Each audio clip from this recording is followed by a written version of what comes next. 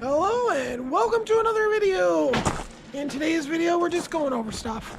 Just update video. The mold, I beat that a while. I don't know if I ever went over that, but yeah, I totally beat the mold. And the moisture, it just depends on the humidity levels until I get this. We're starting to get nice weather, but it's not nice enough yet to pour concrete. Do a few different things.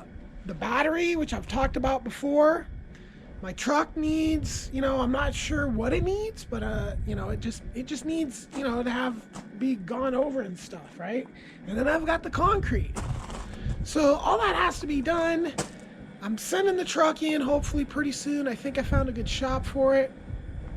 And I'm just gonna basically be like, yeah, just fix the thing, like whatever's gonna go wrong for a whole year is kind of the concept. Diesel heater maybe, just fix up a couple things on the truck. So the solar system is just working miraculously. It is so nice. Like, if you haven't seen the video on how I made my truck work as a generator, check that video out. Because I haven't had to use it. I think I've used it two times maybe. So yeah, and it's been done a while. So then, if you haven't seen my video on the ultimate portable tool battery charging station, you should check that out as well. This thing is just awesome. I run the power from here to there, all the tool batteries are charging, and then all I have to do to charge the truck is just do the truck from there to there also. So it's super easy. Okay, so I've been working on the property, just doing all the earthwork stuff, right? And it's just so much work. And that's kind of the gizmo I plan on building for birds. That's and maybe even putting up some bird houses.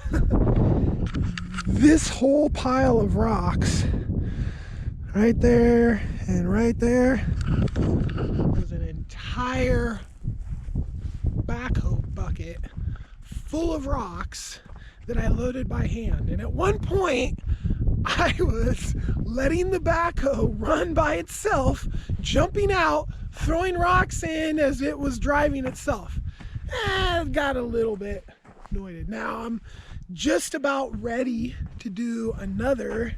So this was what this whole ditch was, right? So there was a pile. I haven't finished from here this way, right? And this is the starting of the animal proof fencing, right?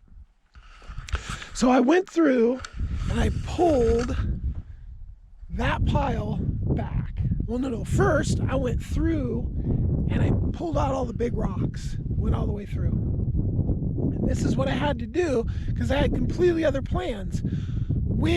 I'll insert this video here. So I rented this thing. Been wanting to rent this thing for over a year. Get it out here, try it out. It doesn't work. Its design's bogus with this little V. So you pour something on there and everything just packs into a little V. Like, these just need to be straight up and down for it to work correctly for separating anything, but that's for rocks, right? And I told him I needed to separate dirt. Just wasted so much time driving out to the middle of effing nowhere, from the middle of effing nowhere, to pick up this thing, and then I just have to take it back tomorrow. Now I have no idea what I'm going to do with all these piles. I mean, I literally have like giant piles all over the property that I've been waiting to process for, in some cases, over 2 years. So now I don't know what I'm going to do, but I'm pretty annoyed with the incapability of that machine. I mean, it's like, I told them I have dirt. So here's what it does. That's what you end up with. Oh, there's a couple rocks over there. That's useless. It's pointless. Like all this time to just a freaking waste of time. So now when that happened, I had to do something. So I'm basically doing it by hand now. So I went through, I pulled out all the big rocks, which I've done again, right? So now they're all out. Then I went through and pulled the dirt back. Then I went through and pulled out all the rocks again, and I threw them. I've got them all thrown out to here. And now I've got to the next, then I went through and floated out. Now this is the whole way around. The property is done like this, right? And then I floated it, so now I gotta go pick the rocks out again, and then I'll be ready to pick them up again, right? So what's going on over here is animal-proof fence, the access road, and then the next step in this process is to start digging the trenches that will be where the windbreak nut trees. So there'll be pecan, black walnut, hazelnuts. Probably that's it. Maybe something else, but probably mainly those three nuts. And those will be my windbreaks, right? So those will be all the way around the edge of the property up to here. And then in this area is all flowers. So I'm probably gonna put some magnolias in there just for the bees. And they're just, I love them, right? And the majority of the wind I get is going like this, right? So the windbreaks, big windbreaks stopping here will break the majority of the wind. This corner over there, that field over there is septic. This is a flower garden, so it's really not that big a deal for the windbreak. Now everything else will be, because the fruit trees that are in here, so there'll be a line of fruit trees, a pasture, line of fruit trees, pasture, and that'll radiate all the way around. The house goes in this vacant area here. So I spent the last few months getting the entire property floated and doing a lot of burning, and you can see that the property is very flat now without the terrain provided by like the sage, right? It wasn't really high or low. It's just like the sage were like, some of them were 4 or 5 feet tall. So getting all that knocked down and getting the bird posts, which I got to come up with more trees. I decided I didn't want to buy lumber to build these when I get trees. I had those trees and my neighbors got trees I can have, so I'm just going to do that. Now, this is pretty awesome that this is almost done. It's not done. It needs to be raked. And to be honest, I just want to hire some like neighborhood people, neighbors, kids. I don't care. I need this raked though. I need the rocks taken out, the burnables piled up, and then it just all raked out flat. And then this is as far as it goes until I can start adding the compost and the wood chips, which is going to be a while. So this though, I also planted a bunch of grass random grass seed that I harvested out of like places in Bend with ornamental grass. It's just like huge tall grass, right? And I put all my wheat seeds that I harvested this huge plant of wheat, and I saved it, and so this is going to be, hopefully, is just going to be solid grass and wheat and just a bunch of varieties of grass as well, right? That's the concept of what it will be until I completely bury all that stuff with the compost and the wood chips and turn it into the garden area, right? So right here is where my greenhouse goes. Now the greenhouse that I'm building is, you can look up greenhouse in the snow. That's what I'm building. So it goes from right about here to right about over there. It's over 100 feet long and about 20 feet deep-ish, a little less actually. So that is one of the next. See, I told myself I can't dig this in because greenhouse is basically a geothermal greenhouse. So it's going to be down in the ground, and I've got to dig trenches out. I believe it's like 100 feet and then across and then back. Maybe it's 50 or something like that. But anyway, to run the tubes in there, and that greenhouse will enable me to grow year-round and to grow like bananas. So I told myself I wasn't going to dig the greenhouse until I have all the piles dealt with, because I've just been piling piles here since I moved in, and I just keep making more and more piles. And I dealt with this one, that's one. And then I actually used part of the one over there to finish this, right?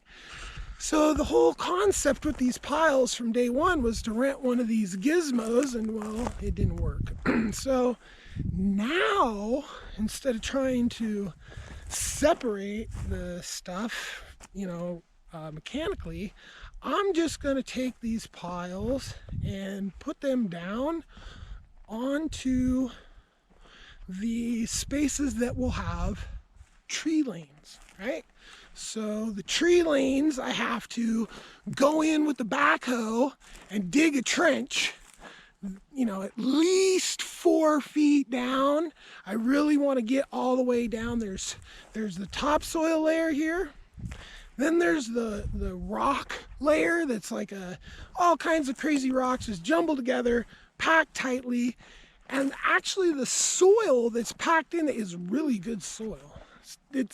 All the soil's lacking, like compost type stuff, but like the grass grows in that stuff like crazy. So, and then below that is this weird rock type substance that is like a compressed, like really old rock that's disintegrating, or just compressed dirt. But again, it's dirt. I don't even know what it is, to be honest. But it turns into dirt, and that seems to grow pretty good as well, right? Okay, so I want to get down about 4 feet in each one of these tree lanes and just dig trenches. So in those spaces that I'm doing that, before I dig those trenches, I'm gonna pile all these piles that I have in those lanes, just to have that extra soil to utilize for the trees to grow in. Now, I'll dig that trench, and then I'm gonna have to bring in tons of mulch and wood chips to get the soil really ready for the trees to go in, right? But having this extra soil, and I've got to do something with it. I mean, this is the most crazy, like as I dig in the back, I'm exposing like rat nests and mouse nests. But you look, it's just peppered with holes.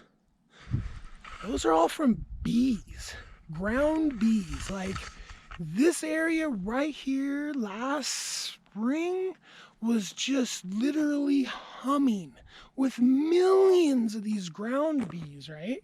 Which that's fine when they're in the ground, but this, I just need to get that taken down. It's just ridiculous. So you can see the grasses are coming in big time, and it's still winter.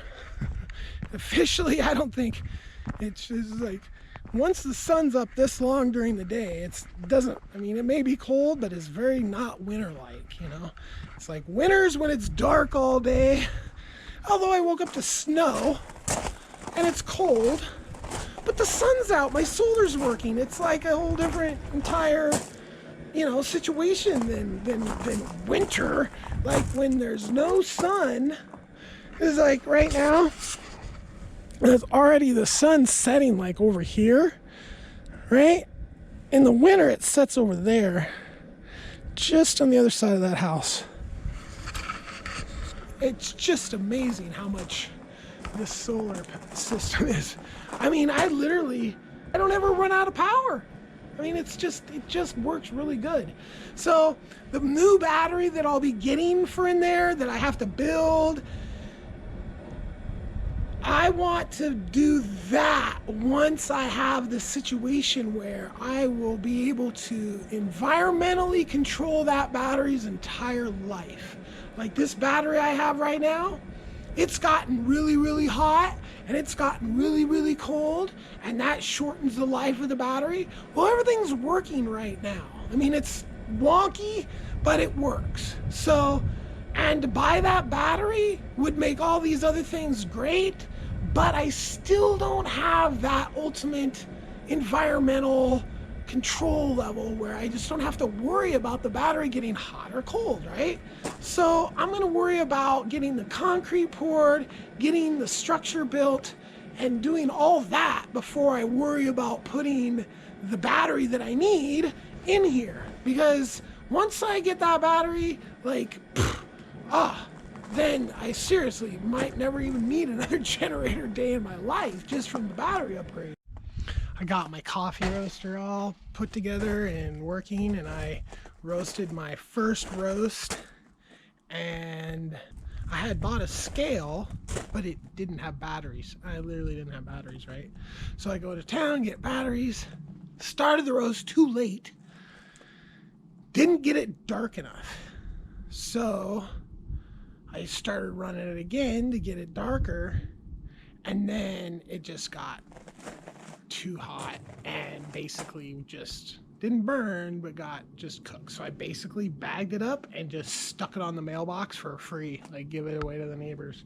It still had caffeine in it. So the second roast, nailed a really light roast, bagged it up, took it to the little store down there, told them, hey, and they're like, oh, do you have a company, all this? And it's like, no, not yet. And, you know, I have a company, but I don't have a coffee roasting company because I don't have any coffee roasting customers, right?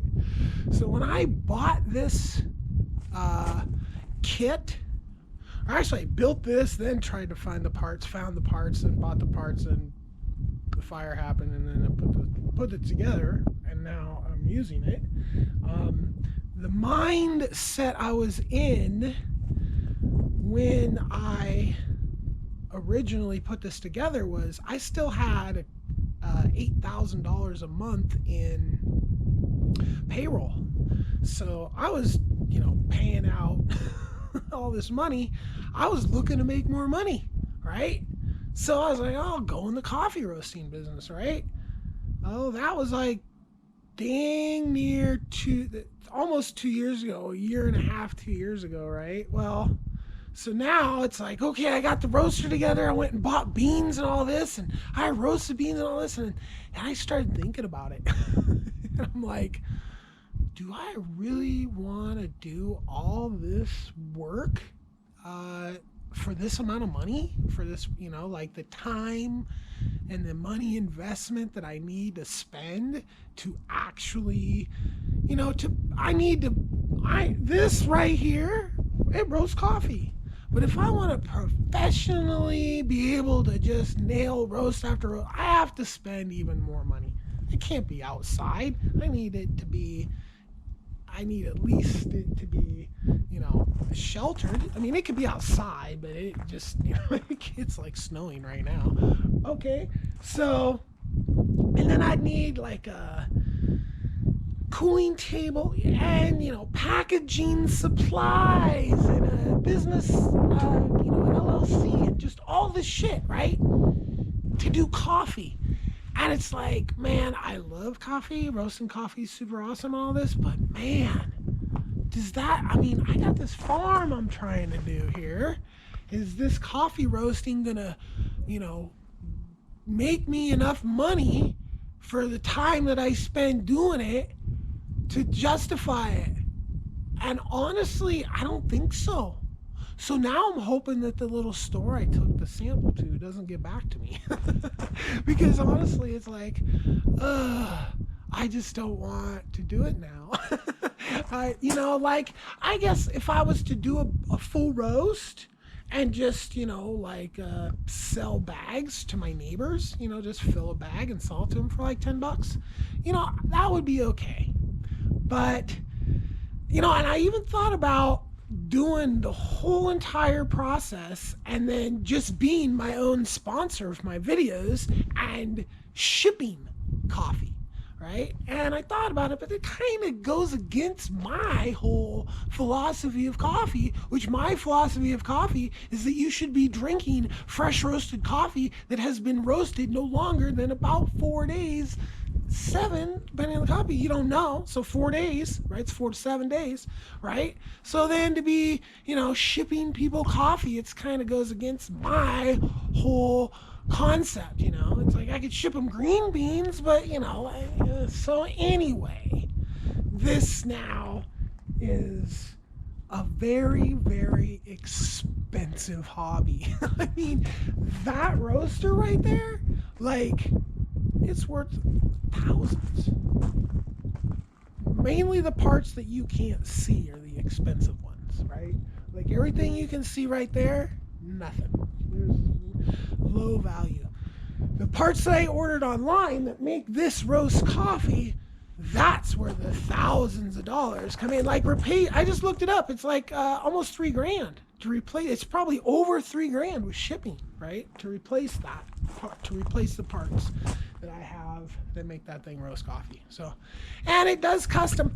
So, and I'm also thinking about ordering some almonds because this thing smokes the coffee as well. So I roast and smoke. Right, put a little smoke on the coffee. Well, smoked almonds, all in the same machine. Yeah. So anyway, so I came out of the house the other day, and there was this weird smell in the air. And I went over and I looked at the exhaust outside for the diesel heater, and it was smoking. So the last time I turned it off, which was like a month and a half ago, and tried to turn it back on again, it smoked for like an hour and a half. Okay, so I've been talking to the guy I got it from. I'm like, I need to buy the rebuild parts, like blah blah blah. Finally he's like, no, you just need to clean it. So at that point I had no choice. I had no, and this is like, without this heater, things are bad. So I promptly sat down and took this thing apart, and inside of this heater, it was 100% packed. It was 90, okay, maybe not 100%, with soot. So it was like, I didn't even know it needed to ever be cleaned. And the funny thing is I always used to look at the exhaust and look and go, oh gee, it's so clean. This thing burns so clean. It's because it keeps all the soot inside of itself, right? So they have to be cleaned. So I would say that these diesel heaters are not a good option for tiny homes that don't have mobility, right? So if you're mobile, then this is probably a good option. But if you're stationary, I would say it's probably not. The cleaning, the lack of the thermostat, the high consumption of diesel versus what you'd actually get in for propane. So, and when I took it apart, I found that at some point it nearly caught fire or melted itself. It did melt itself very bad. And I think that was like when I first turned it on and didn't know what all the settings were. Cranked it up to high, but didn't have water flowing through it. So it literally melted part of this plastic case on the bottom and part of this rubber gasket. Didn't really do anything to its overall functionality, but again, it was nothing in the directions. So, and it works, but just overall, I don't think it's good for a tiny home. Thanks for watching the video. If you could subscribe, that would really help out the channel. Peace.